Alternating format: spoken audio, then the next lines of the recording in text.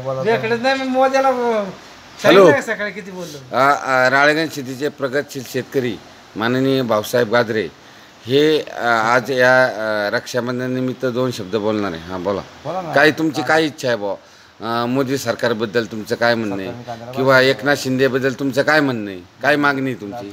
आमची मागणी कष्ट करतात का ह्या लोकांना कशी बुवा 2 रुपये मिळतील त्या दृष्टिकोनाने शेतकऱ्यांसाठी सरकारने विचार करावा. पण हे फुकट देणं, हे धान्य फुकट देणं, पैसे फुकट देणं हे तिजोरीचं वाटोळं विकासाचं नाही, हे बिगर कष्टाचं खायचं काम आहे.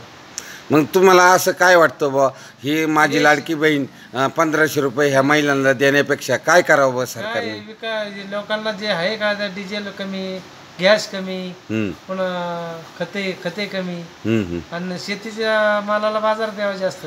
मग तुम्हाला काय वाटतंय कांद्याला हमी भाव द्यावा का? हमी भाव दिला तर चांगलाच आहे ना. आणि दुधाला बाजार पाहिजे.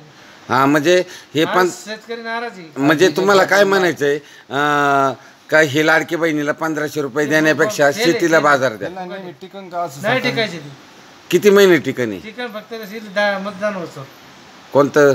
विधानसभेचं मतदान. मग यांचं काय हे विधानसभेसाठी नाटक आहे? विधानसभेच्या नाटकासाठी चालू केले. हां मग आता ह्या विधानसभेला तुम्ही कोणाला मतदान करा? मतदान करणार भाजप नाही म्हणायचं नाही बोललो भाजप म्हणजे भाजपच्या विरोधात आणि एकनाथ शिंदेच्या विरोधात का? आणि तुम्ही जे मराठा आंदोलनासाठी जरांगे पाटीलला यांना पाठिंबा देण्यासाठी 2 उपोषणं केली.